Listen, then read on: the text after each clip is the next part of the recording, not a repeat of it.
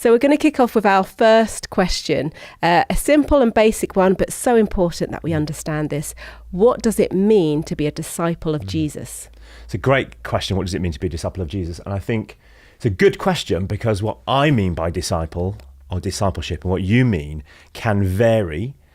And the modern concept that we talk about in church as discipleship can vary from what Jesus talks about as discipleship. So there's an issue that if I'm using a word and I'm using it differently to the way that Jesus maybe used it, we can find ourselves thinking that we're a disciple of Jesus, but actually we're not the kind of disciple that Jesus is looking for. I do feel that sometimes we are more like historians of Jesus than disciples of Jesus. And I think this partly comes out of the way that we do our schooling. So the way that I learnt at school was that we were all learning to become university professors until essentially we were kicked out or we opted out.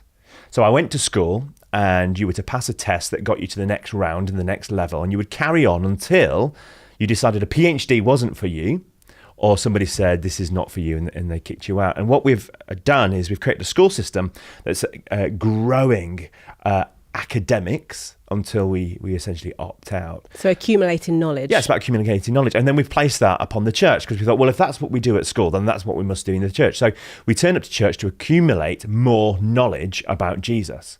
And I would say somebody who knows information about Jesus is essentially a historian. And so we've got lots of people who I think they're disciples of Jesus, but actually what they are historians of Jesus. So I want to ask the question, what does it mean to be a disciple of Jesus in the way that Jesus talked about discipleship? So if you look at discipleship from what we would say is more of a rabbinical understanding, so what did the Jewish faith understand as discipleship 2,000 years ago? And I would say that really there are three things they had in their mind. One was that you would follow a rabbi, that you would copy your rabbi, and that you would carry the passion of your rabbi. So in many ways, it's about surrender and influence.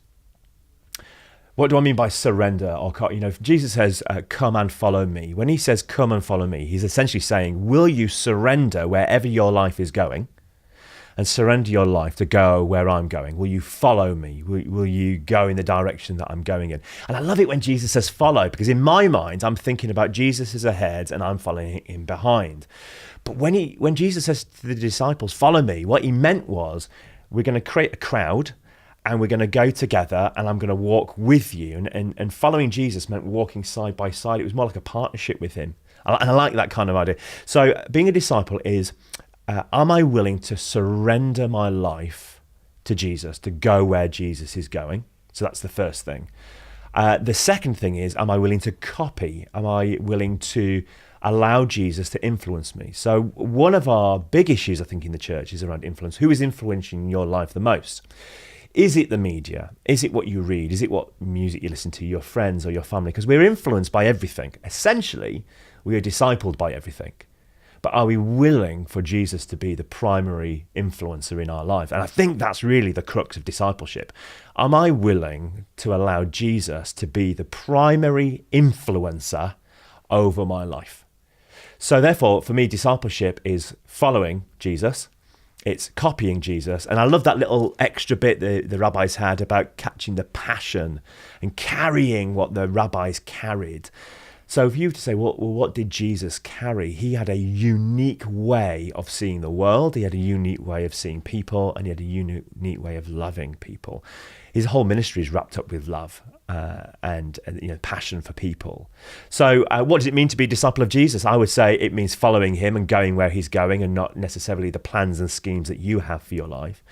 It's about copying and allowing Jesus to be that influence over your life and doing the things that Jesus did. Not what other religious people do, but what Jesus does. And then carrying this thing that Jesus carried, this passion for people, this passion for the poor, passion for healing and restoration. So for me, that is all of that stuff. That's discipleship. And it's certainly not simply just being a learner. It's actually more than just learning. I really relate to the idea of this knowledge thing, and almost like I'm in the club, I've prayed the prayer, I'm in the club, so that's it. But the idea of realising what that looks like practically in 2018, when we have busy lives, and we look back at the Bible and it seems like everyone had all the time in the world, didn't it? It seems that way, although I'm sure they had things to do. But what can those three things look like practically for a Christian in 2018? Okay. I would simply say this: it needs to be removed from the church. We need to stop seeing the church as the place that we do our discipleship, and we need to remove it and put it back into the world. Life is the main event. Church is just the pit stop. So in life, you look at the Gospels, where does Jesus spend most of his time? On roads, around dinner tables, not in synagogues, although he does spend a small amount of time in a synagogue.